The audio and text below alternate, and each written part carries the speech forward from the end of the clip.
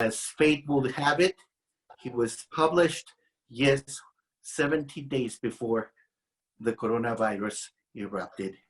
And in his last chapter, he says, what's going to be the next pandemic? He starts narrating how it starts in one region and then how people go crazy and they go crazy shopping stuff. And that they flood the hospitals, you know, sometimes the ones who don't have those many symptoms still, they think that they have it. And the whole system gets overloaded. He went over a set of factors that predictably, one by one, came through. He just recently wrote his next article once the coronavirus was all over the place, and he was trying to bring everybody to pay attention. And what he was saying is that the pandemic is not just a biological phenomena. It is also a psychological phenomena. In his research, he found out that the virus, or whatever substance of the pandemic might be, it's overcome by the way people behave. This makes it a psychology. And he identified what were those key things that people needed to do. A lot of brainstorming went around the world among psychologists, and this is the latest. It is my honor to share it with you. It's a basic set of principles, but if we adhere to them, we will make sure we do the best we can to stay well. But the most important part, because we are the healers of our communities, that we restore our well-being as quickly as possible, and that we have the best strategies to help us cope with this devastating illness, even when it may result in some high morbidity and high mortality. That means we are going to have a scope in which the boundaries of us working just in wellness or prevention, intervention, or education expands. We are going to include understanding the phenomena of death, understanding the phenomena of grief, understanding the phenomena of trauma. Because in trauma, what happens is that the bulk of it happens not exactly when the traumatic event is happening. Post-trauma means precisely that it happens after the trauma subsides. It comes down, and then all of the emotions bubble up, and the psychological things erupt. That's what they call the second tsunami. So right now, my friends, we are just going into this global world trauma. There are certain things we can do, but this is the traumatic moment. This is the traumatic event. Afterwards, we're setting the ground, the foundation to deal with what? Post-traumatic stress. Because the stress is really how it manifests, not through the body, but through the mind and through the emotions. So today we're going to see the trauma of the virus and preparation for the post-trauma that impacts our community. So what are those recommendations? The first one, stay informed. Information is extremely valuable. Now, we not always follow information. And it may happen that some people of authority choose not to follow the information or the science. Now we can see it in their consequences. There were some dignitaries proud to tell the people, don't worry about it, I just shook hands with people who are infected with the virus. That goes against all of the messages that our health providers have been disseminating, because they are basing it on medicine. They're basing it on reason. Leaders, no matter how powerful they are, even if they choose not to follow reason, not to follow science, We as healers in the modern world, we have already made that commitment. We come to support reason. We come to support science, and we come to support the right information. So in the first section, we are going to be informed. Information is power. But even in this, we're going to have to be careful, because one of the factors of stress right now is not only that we get informed, we get overloaded. And there can be something as information superload. And then it is like having a beautiful piano and being able to play many notes and just being stuck in one. The moment you do that, the stress level goes through the roof. So you and I work on a model: be informed, but don't be overloaded. The second point is stay healthy. We're making a commitment to help others, but the best way to help others is for us to be as healthy as possible. Not only now, but whenever we are in the role as healer. As a healer, then make a commitment today that I'm going to do the best I can to stay healthy and to be of service to my community. The third factor is the one of managing our stress. Before, it was almost a luxury. Some people would say, oh, I'm going to take a couple of days to manage my stress. I'm going to take a new class of yoga. I'm going to go to the country. I'm going to do something. Good for them. And it was kind of optional. Well, my friends, we're living at a time that reducing our stress is not an option. It is something we must fully do and engage. And reducing stress requires deliberate action. It requires that we make a commitment. So I'm here to encourage you, my friends, let us all commit. Stress less. Stress less and be proactive. If you are just reacting, you're already under the wave of stress. If you are proactive, you are riding the wave. You are a surfer. So this is a time to surf. The tide is high, but we are skilled and we're going to maintain our balance because we're making a commitment to practice stress management on daily basis. It is very good to begin your day when you're starting your day by parking your mind in a place of calmness and harmony. Why? Because we are entering a phase where the world is out of sync with itself. The status quo, the normal, has been left behind. And like one of the leaders of the nation in healthcare, the #1 spokesperson, our famous Dr. Fauci, he said it today, we may not go back to normal. So you and I, we're going to be like, we are going to restore normalcy as much as possible. When he said these words, I flash back. I may be a little older than some of you, a couple of years only. But I do remember with the HIV, AIDS epidemic and pandemic, we went through a very similar roller coaster. We did not know how to cope with it that effectively, and boom, it was doing its enormous devastation. After a while, we were waiting for a vaccine, hoping, find the bug, find the drug. That was the old saying of Pasteur.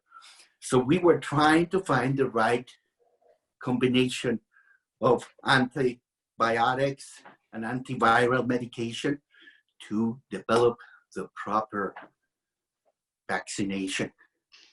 It did not come in a timely fashion, but other kind of medicines and cocktails of well-being, the ACT and other very good medications came to the market and people start using them and preventing it, but also to treat it. We learn to live with the virus. And we learned that we were all living with the virus. Why did they say we're all living with AIDS? They did it to bring awareness that even though some people were not infected, they were living with people who were infected. They were affected by the well-being of their entire community. So it required making a shift in our mental paradigm. That's why in the journey of the hero, and that is your journey, that's going to be the paradigm that we're going to use. You as a hero in her journey, you're going to go through these phases. Departure, and that's what we have done. We made a departure of the status quo. Then it is answering the call. Which call? To be the hero. Which kind of hero? The healer. That's a powerful archetype. That's the archetype I've been following all of my life. And you too. That's why we're brothers and sisters in our mission to be healers in the world. So as healers, we made departure. We're going to transformation. When there's a transformation, then there's a return. You return, but the world is no longer the same. It has been changed, but we have been changed too. And hopefully we will be stronger, but we will be more mindful and we will be more skilled in coping with devastating pandemics and tragedies of global proportions. So managing our stress is something that we practice regularly. The next point is limit your media consumption. The visual and audio stimulation that we give to our brains, it's so powerful that our minds cannot make a difference between what they see or what they think. Emotionally, we're having all of these responses. So take good care of yourselves when you go back home. It is not necessarily for you to expose yourself already for more hours of getting all of this painful information and data to put into your mind. Developing the good habit of getting the right information at the right time and practicing the limiting of media consumption is no longer an option. It is a must, and I recommend that one to you. Avoid getting in discussions about the pandemic. This is something that students of pandemics have learned. That tensions tend to get very high.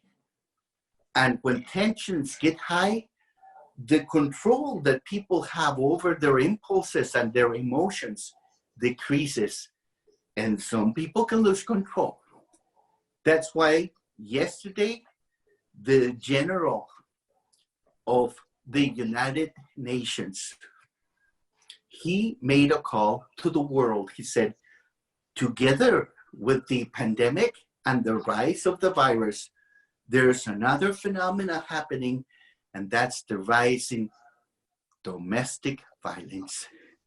Women, girls particularly, were being overrepresented in the field of victimhoods of violent attacks.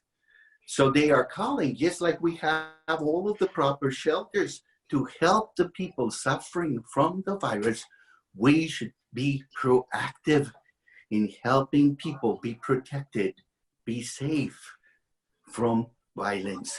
Because at this time that they are recommending stay at home, staying at home, that should be the safest place for them, is the number one place of danger for some of our women and some of our girls because of domestic violence. So just like we're fighting the virus of the body, we have to fight the virus of the emotion, the virus of uncontrolled anger that's causing havoc in our communities. That's why we have the same word, pandemic and panic. Pan in one, pan in the other one. If it gets a hold of you, you lose control over yourself. So we want to help people who are suffering right now from the assault of somebody else who lost control. And you and me as healers, we need to make awareness about the danger that's over there, but also the emotional danger that may be causing havoc in our immediate communities. Stressing about anxiety and about the future, it is not productive. Because if we just go to the past, there's nothing we can change of the present.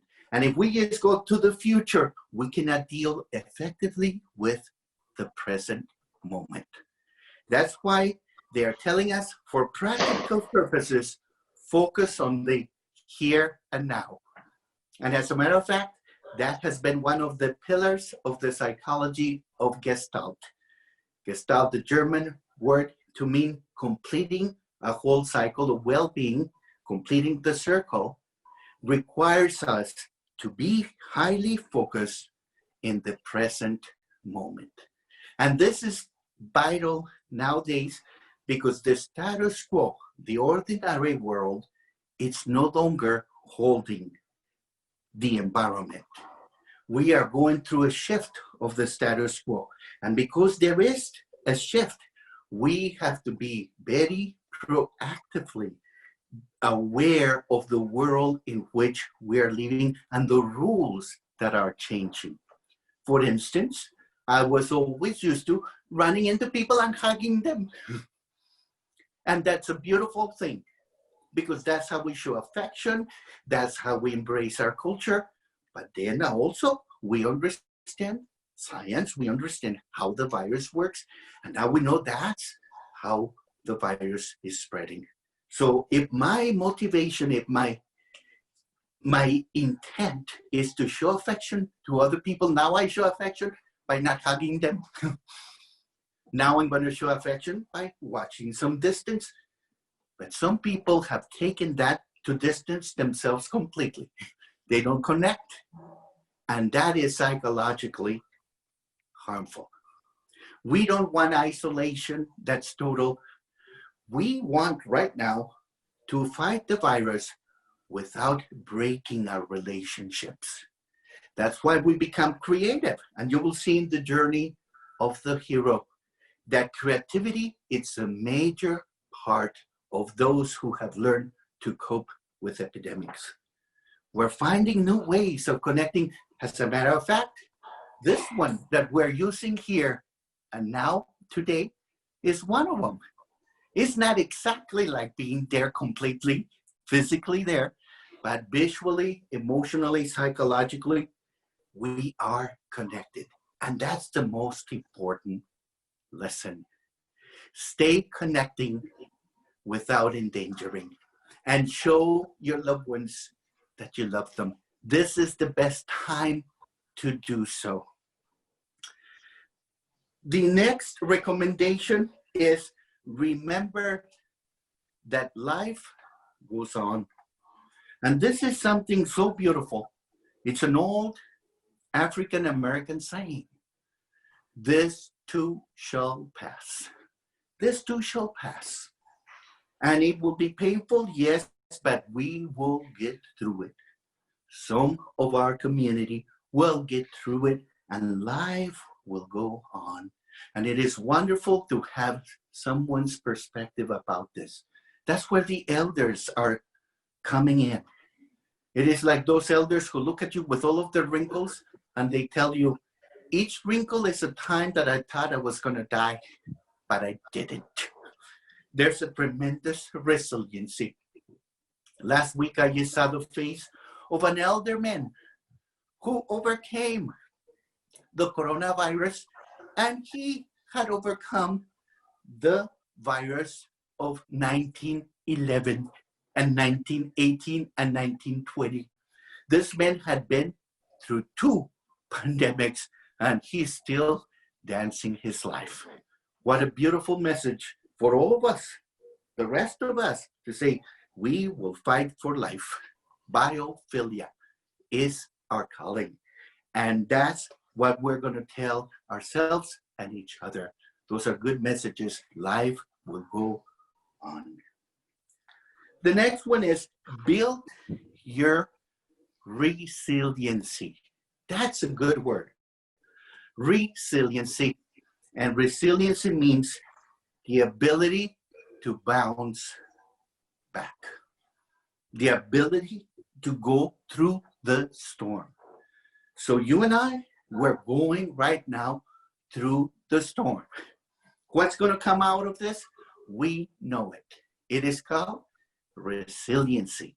And each one of us can do this. Just like you see people that used to go to the gym and build their body, you and I, we're going to build our heart muscles. And our heart muscle is called resiliency. It's the brother or sister of courage. Courage is to act with the heart. But inside of the heart, you have the little voice. And the voice of wisdom in the heart is called what? Resiliency. We know what to do. The next step is keep connected.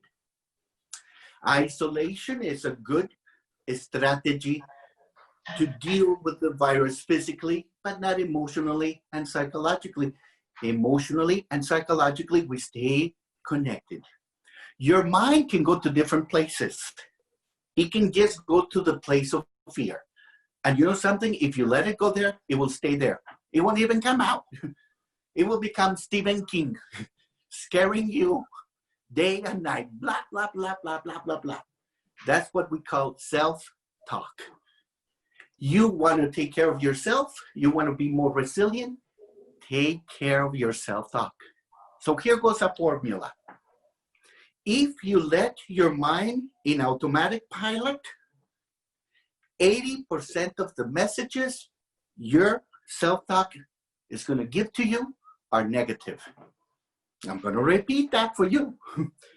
If you let your mind in automatic pilot, do nothing, just respond, 80% of the messages in your self-talk are going to be what?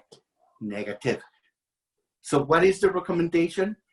Don't let your mind in what? Automatic pilot. Why? Because it will just amplify the voice of what? Fear. So what can you do here? You are going to use your will and your intent. The power of intent is tremendous. And you're going to direct with your intent and your will, your mind, especially the fantasy and imagination of your mind that's only seen, oh my God, I'm going to die. Oh, she's going to die. Oh, everyone's going to die. Your imagination can be hijacked just by fear. You can send your imagination to a new domain and say, well, I'm going to write, I'm going to create, I'm going to explore with my imagination all of the different worlds that I've been wanting to get in touch with. And now life is telling you, this is the time to do it. William Shakespeare wrote his best plays when there was an epidemic in England, right there. They closed all of the theaters. He could not perform. They said, wow, you cannot perform. And he's like, but I'm an actor. And they said, no way, Jose, you have no theater. So he sat down and his imagination was going over his plays. And he was like, well, I'm going to make a play. I'm going to create. And he created his plays. And now we're like, wow, have you seen William Shakespeare? Well, I'm going to tell you, you can be a William Shakespeare.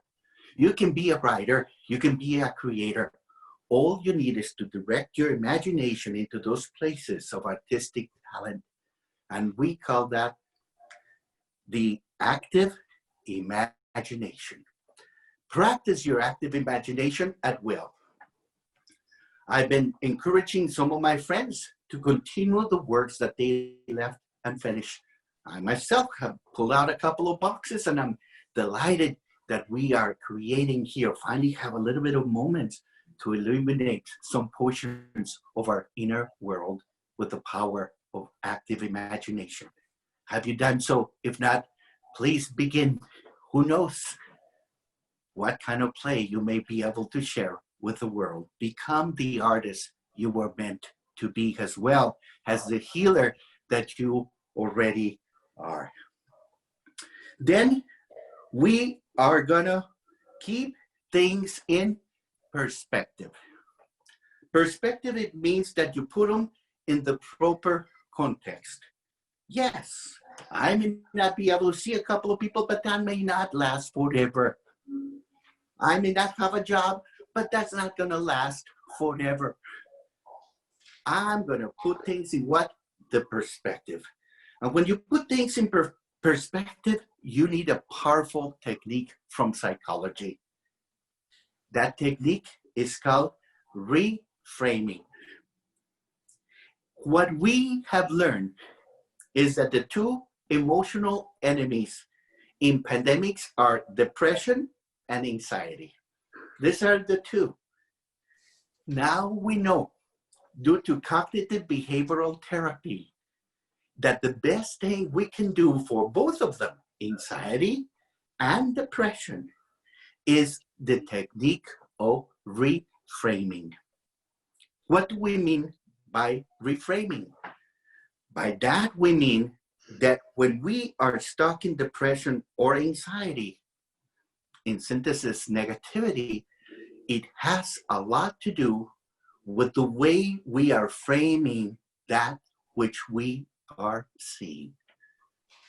If I am looking at a roller coaster and I'm just scared, but we have a good friend with us and he comes or she comes and says, let's get on this ride. It can be fun too. And I have done the test. I used to see the roller coaster and it was like, whoa. And a friend of mine, he's like, let me show you. And he got in it. He wanted the first little car because he was so daring. And then he was raising his little hands in the air. And I was like, well, he knew he had his little belt, so it's safe. But he was able to enjoy the ride. It was excitement what he was living and not fear. Fear and excitement are pretty much the same chemical in the body, but what makes it different is the message that you're giving to your mind. In the first one, when you are experiencing it as fear, you are stuck in frame. But when you want to shift it, that's when you practice reframing. This is a ride, it's going to be over, and I'm going to be victorious. That's the proper self-talk to shift you from one frame to the reframe your self-voice. My friends, it is vital that you practice over and over reframing. And you will do this with yourself, but most of all, you will do this with other people that surround you. Some people are going to combine this. El mundo se está acabando. This is the end of the world. And they have a narrative. And people can go with that narrative. That's why racism and discrimination at times of pandemic sometimes have escalated. And they start hammering that story to fit their needs. That's how some people wrote about Dracula, because they thought that it was immigrants who were coming, who were bringing that illness. They were from another land and they spoke a different language and they saw you with magnetic eyes and control your feelings. That was a fear, and it got played out. Fortunately enough, it got played out in a novel. It wasn't so played out in their community, but it could have. That's why we want to be extremely careful with irrational conspiracy theories right now, because they can channel a lot of frustration and pain of people in the wrong direction.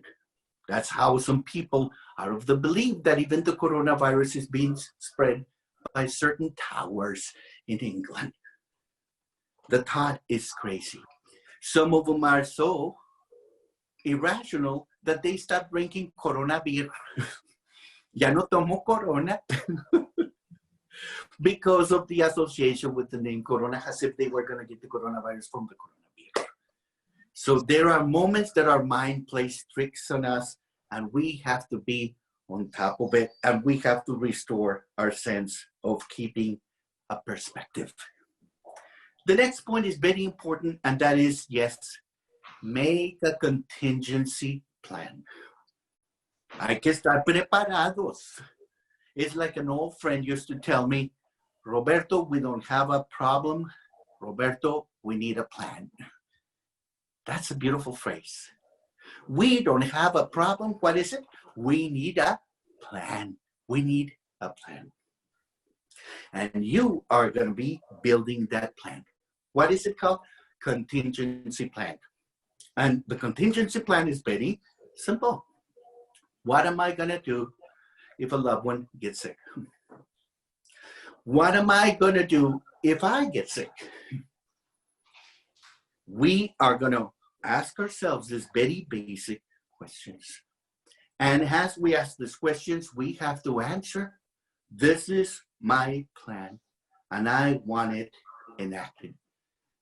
In the ultimate consequences, it is called mi voluntad, my will. This is my will. If I get to this point, this is what I wanted to do. And you and I, for our best sake, we should all be doing contingency plans. This is the moment. And you may even think, oh my God, if I was not to be here, what would I do? You start thinking about it, but also you call somebody and you tell them, yeah, I was making my contingency plan and I thought of you because I love you so much and I want you to go on with your life. Oh, people are like, mira, no te va a pasar nada, nothing will happen.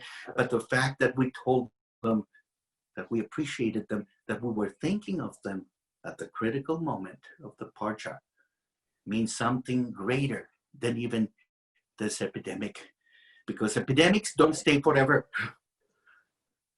People who have the good heart and the good love, they either stay or they stay in the memories of those who go on. This is our transcendency. That's why in the journey of the hero, you're going to see in the final stage, we speak of that renewal, either through others or even through ourselves. This is a moment to make the contingency plans. I'm very fortunate because I'm going to be privileged to talk in the near future.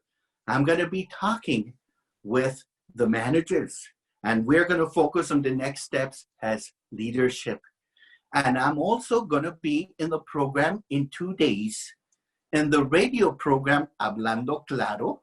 It happens in Ventura County. I touch base with them, but I'm also going to be doing another recording for La Preciosa. We're still working on the times for that. In the meantime, I'm going to send you the information. I will be addressing our community via the radio. A wonderful suggestion of Rosa Vivian. And I already made the connection with Jose Luis Pedrosa. And we are going to go live. It is Thursday at 4 o'clock. I'll give you the information. In the first program, we know there's going to be more programs coming and others will be coming through La Preciosa. This is a moment to continue to share the right information and to provide the right frame for our community to be resilient, because using cultural wisdom, we go through the 4 stages: consciousness, conduct, culture, and community. Consciousness, it begins with what we know and how well we apply what we know.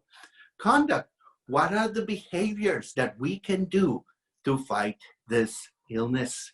The third one is culture, how our culture can help us and at times get in the way, and we have to become very effective in understanding cultural relativity, because there are things that we're going to inhibit a little bit more during this time that are within our culture, and we know our culture better than anybody. And we know what we have to do to tune down a few things and increase others as we fight the coronavirus.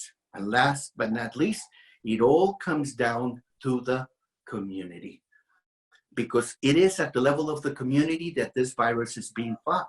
And it is there that we are going to show our biggest resiliency.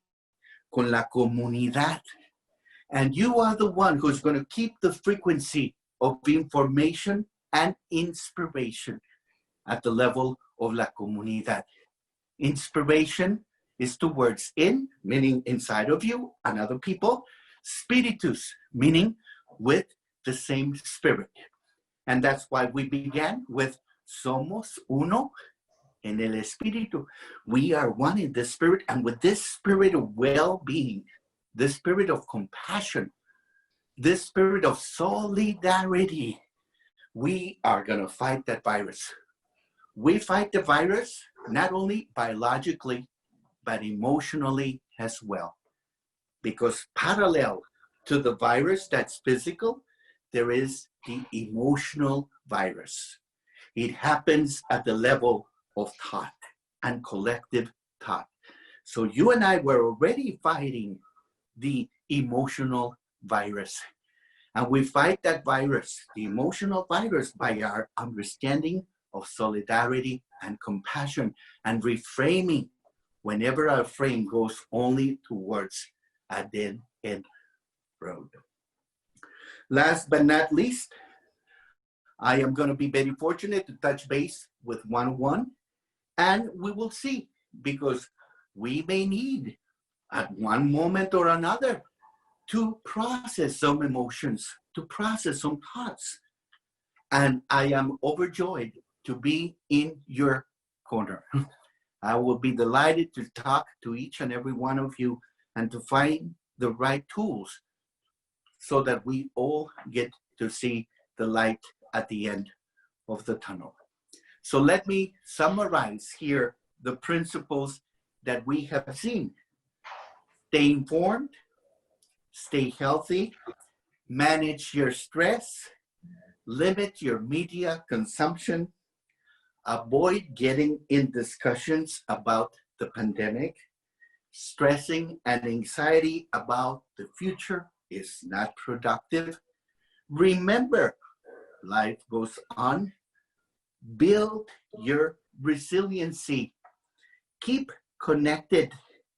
Keep things in perspective. Have a contingency plan, and when to seek professional help. I have also developed with my team some material for the migrant educational program. These are families that have stayed at home and who need some activities with their children and something for the parents, bilingual. And you will find it at maracakeepers.com. I will be sending you this information at the end of the program so that you get a chance to see all of these materials and share them with the community. Now, for you as a fellow community hero, as a healthcare hero, and that's important to know, because heroes, sometimes they have been overrepresented only as soldiers in the battlefield. And they give their lives and they save lives. Well, the stage, like Shakespeare has said, the whole world is a stage. In the world stage right now, all around the world, there's universal heroes. And those universal heroes come in two basic forms. One of them is the healthcare heroes. Everybody's saying, oh my God, we should have taken care of them better. We should have gotten them more equipment. We should have paid them better. This is you. This is your brothers and sisters in healthcare all around the world. And it doesn't matter at times from which country they come. We're seeing people travel from one to another, going to China and then from China to Italy and to France and here to the United States. So we're all in this together. And the heroes are what? Not heroes that give death, but heroes who protect and give life. Honor to you. We have also found that the farm workers turn out to be incredible heroes. All of those voices that were calling for, oh my God, we should get rid of them. They are undocumented, this and that. They are really tuning down right now because they know, oh my God, if they stop working, we starve to death. That's even worse, more devastating than anything else. They are the essential workers. Once again, you come from a community that has them both. It has you, has healthcare heroes, and it has your brothers, sisters, and families and friends, the farm worker community, the migrant community. Those are the heroes too.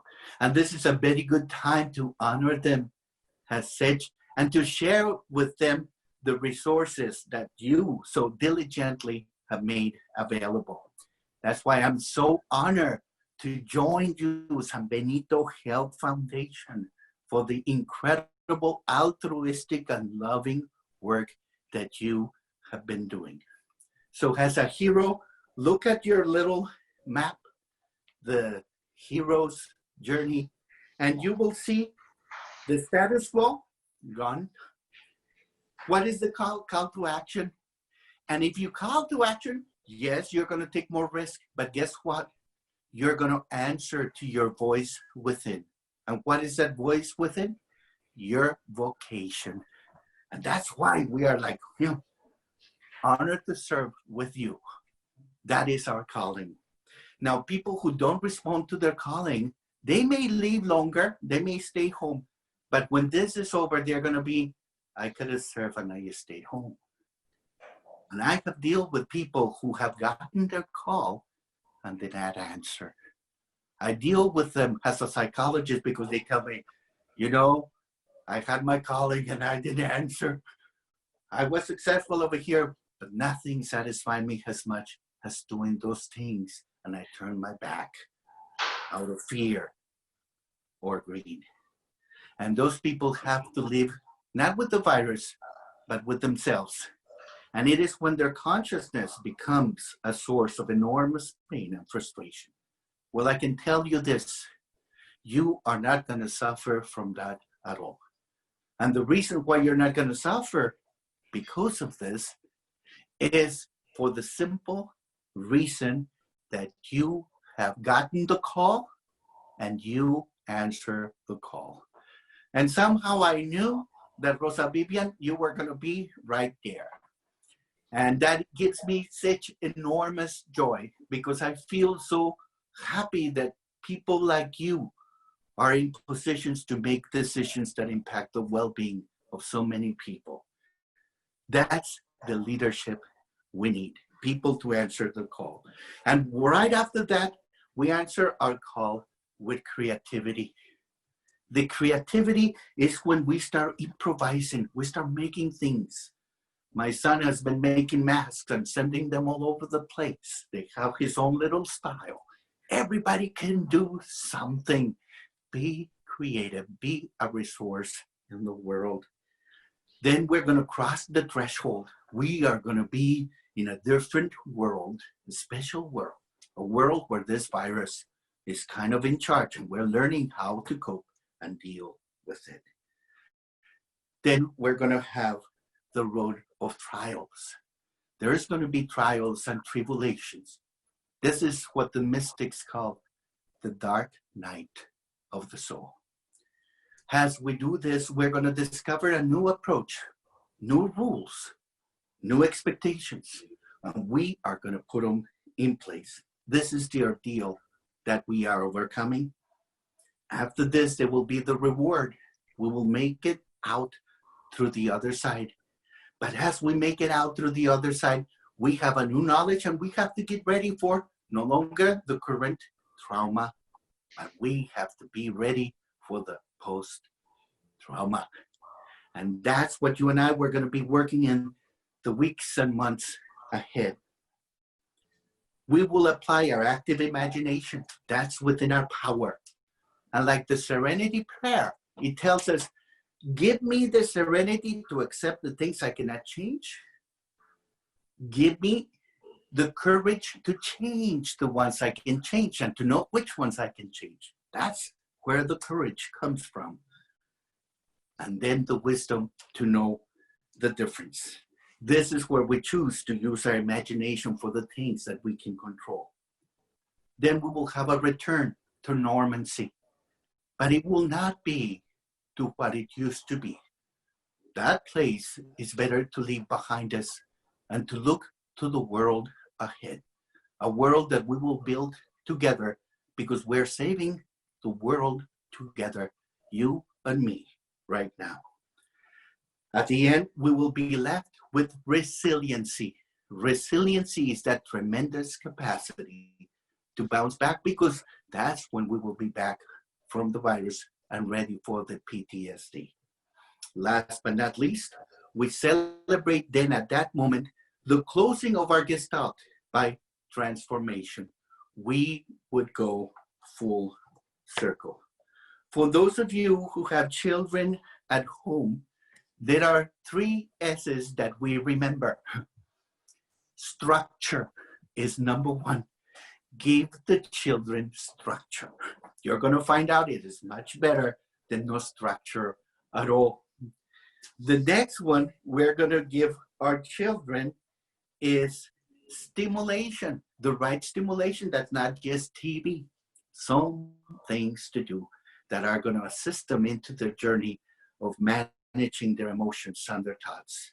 And then we will do some stress management. So what are the 3 S's for those of you with children, or for those of you working with families with children? Structure, stimulation, and stress management. We have studied the most common fears in children. 3 of them at the top. Fear of dying. They may have nothing, but they have the fear. So let us address the fears. Second fear, fear of somebody else dying. So we are going to have to address this. Even if they don't bring up the question, we can start with little stories and let them know about life and the journey of life. There's a beautiful book by Leo Buscaglia. It is called The Fall of Freddie the Leaf. And it's about a little leaf that's fallen. His name is Freddie. And before he falls, he gets a chance to touch base and to talk with other leaves. Some of them much older, other ones younger. And as they are coming down, they talk to him and they give him some wisdom. The Fall of Freddie the Leaf. It's a book for children. Leo Buscaglia is going to assist us immensely in this journey of addressing fears with children. And last but not least, the third fear for the children is the fear of going to the doctor, the fear of medical care. So we want to assist them in overcoming the fear of seeing their medical provider. You and I, we are definitely going to be in the front line to assist them in overcoming any hesitation or any block or fear at this time. The 3 S's, what are they? Structure, stimulation, and stress management. And the 3 fears for the children: dying, the dying of others, and medical treatment. My friends, I salute you, I honor you, and I look forward to continuing to work with you.